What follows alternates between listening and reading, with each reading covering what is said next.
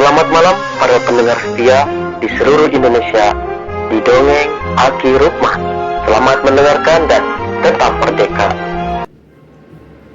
Assalamualaikum warahmatullahi wabarakatuh. Bismillahirrahmanirrahim. Innal hamdalillah usolli wa usolli mu'ala rasulillah wa ala alihi wa sahbihi wa mawalah. Asyhadu an la ilaha illallah wahdahu la syarikalah wa asyhadu anna muhammadan abduhu wa rasuluhu alladzi la nabiyya ba'dah. Amma ba'du. Innallaha yuhibbun tuhibbul zamal. Amma ba'du. Sampurasun wilujeng wengi selamat malam. Bapak dan Ibu sekalian, malam ini malam Minggu. Mudah-mudahan anak cucu Aki ada yang bertanya bisa kejawab oleh Aki sekarang. Ini udah agak lama. Tentang beberapa istilah dalam bahasa Sunda dan pewayangan yang pengertiannya kurang dipahami karena jarang dipakai bahasa itu ya. Boleh kita cerita ya, kita ngalor ngidul aja. Yang pertama yang ditanyakan itu adalah reh, kareh. Jadi pakai K ya, kareh kabana sablon. Kareh kabana sablon itu adalah terbawa atau termasuk kepada wilayah pemerintahan mana. Misalnya Madukara kareh kabana sablon ka Amarta. Papua kareh kabana sablon ka NKRI. Misalnya ya, Kabupaten Pasuruan kareh kabana sablon ka Jawa Timur. Itu seperti itu. Jadi kareh kabana sablon itu ke bawah dalam wilayah pemerintahan mana. Itu satu. Yang kedua, apa bedanya Ki dengan wewengkon? Nah, kalau wewengkon itu wilayah sekitar. Ya, di mana salah satu tempatnya yang termasuk tersohor, tidak ada kaitan dengan pemerintahan. Contoh, Aki suka disebut orang Ciwidey. Ya bisa sih nerima karena memang dekat ke Ciwidey, karena wilayah sekitar Ciwidey. Tapi Aki orang Pasir Jamu loh, beda kecamatan. Malah kalau mau sombong-sombongan masih besar kecamatan Pasir Jamu daripada Ciwidey. Karena Ciwidey dulu sudah dipecah sekarang dengan Raja Bali. Makanya Aki suka ngotot. Tidak, saya ini bukan orang Ciwidey, saya orang Pasir Jamu begitu. Maksudnya supaya mengenalkan daerah sendiri, terutama di dalam menyerahkan pengantin ya.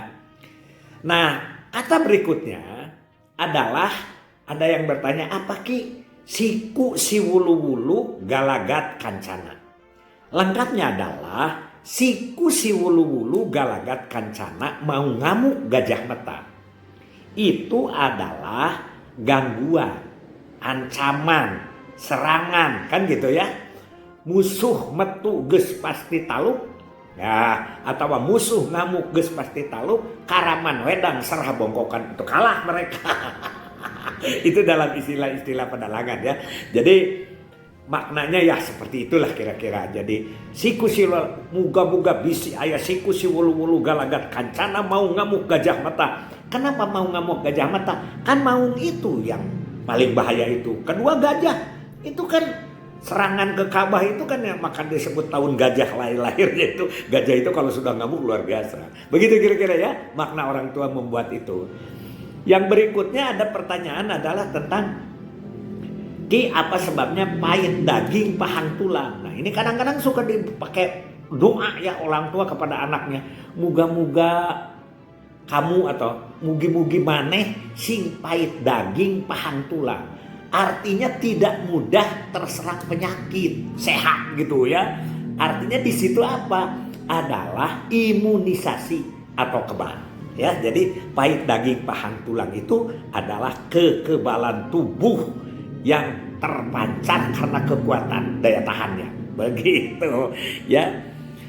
Nah, sekarang ada lagi pertanyaan berikutnya adalah katinih kusakari-kari, katingang kusakara-kara. Nah kalau ini kata ini adalah bagi penyebab sesuatu kejadian, terutama kejelekan ya atau masalah begitu. Ini boleh juga disebut kasang tukang. Hanya kalau kasang tukang atau latar belakang bisa saja terhadap kebaikan. Jadi itu latar belakang, beda kan? Kalau latar belakangnya itu bisa kepada kecelakaan, bisa kepada kebaikan. Tapi kalau katinih kusakari-kari, katinggang kusakara-kara, itu adalah tetap di dalam kejelekan. Gitu ya. Oke. Jadi misalnya sakit perut gara-gara memakan pedas. Jatuh karena lari tapi mata kemana-mana. itu yang disebut dengan katinih kusakari-kari, katinggang kusakara. Mentan-mentan dia begitu, lalu kejadiannya begini. Begitulah kira-kira seperti itu ya. Nah, ada satu pertanyaan beda versi tentang penyebab masalah itu. Ini didiskusikan para seniman ya, para budayawan. Aki sangat berbeda dengan Asep Sunandar dalam hal ini ya. Dia menerima apa yang dikatakan Aki, tapi agak berbeda dalam pengertian. Jalma cilaka teh lantaran manusia celaka itu karena, Aki ada 4. Bodoh, poho, balangah, salah. Begitu. Asep Sunandar CS kelompoknya tidak menerima. Hanya menerimanya bodoh, poho, balangah. Karena orang bodoh, poho, dan balangah itulah akibatnya menjadi salah. Begitu. Aki bertahan di situ, bertanya, apakah copet itu bodoh? Dia jawab tidak. Apakah copet itu poho? Tidak. Apakah copet itu balangah? Tidak lengah, malah dia lebih apik daripada yang dicurinya. Tapi kenapa dia melakukan kecopetan? Karena itu adalah salah. Dia melakukan kesalahan. Kesalahan tidak semuanya dikarenakan bodoh, poho, dan balangah. Orang korupsi itu tidak bodoh, tidak poho, dan tidak balangah. Tapi kalau versi Asep mengatakan bahwa orang yang korupsi itu adalah bodoh. Gitu. Orang yang nyopet itu bodoh karena dia tidak tahu mana yang baik dan mana yang jelek. Kalau Aki berprinsip bahwa sebetulnya dia tahu bahwa yang dilakukannya itu adalah jelek. Biar aja lah, kan ini budaya.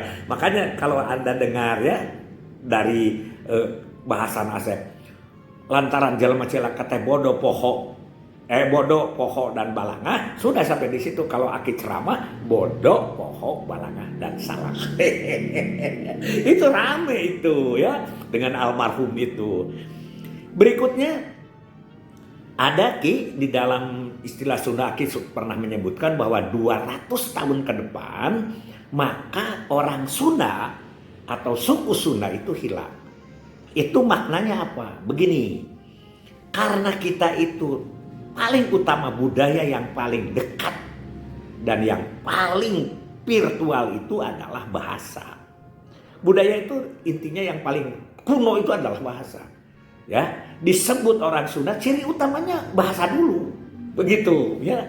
Nah, sekarang kalau tidak dikendalikan, kalau tidak dibina, kalau tidak dipertahankan, maka 200 tahun itu akan hilang.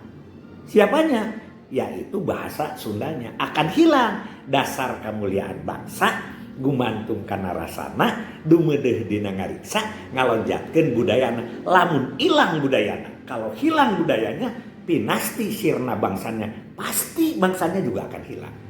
Itu pendapat dari beberapa para seniman dan budayawan, ya, begitu.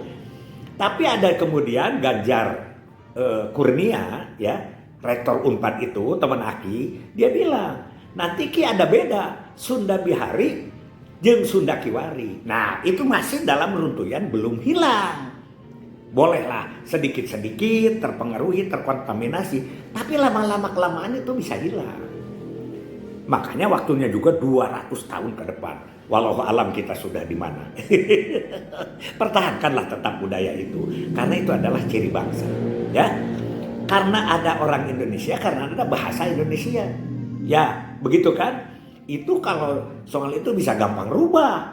Kalau soal bendera dan lain sebagainya. Tapi kalau bahasa itu bisa turun-temurun dan lama. Terkontaminasi pengembangan Ya kolaborasi boleh-boleh saja. Tapi kalau sudah tertindih semua, itu akan hilang. Mudah-mudahan ini kita perlambat. Bukan berarti Aki tidak menerima pembaharuan. Bisa saja menerima. Hanya sampai di mana batas-batas pertahanan kita. Yang disebut dengan ketahanan budaya, ketahanan ekonomi, ya, dan ketahanan mental. Itu di situ. Hasbunallahu wa ni'mal wakil. Ni'mal maula wa ni'man nasir. Wassalamualaikum warahmatullahi wabarakatuh.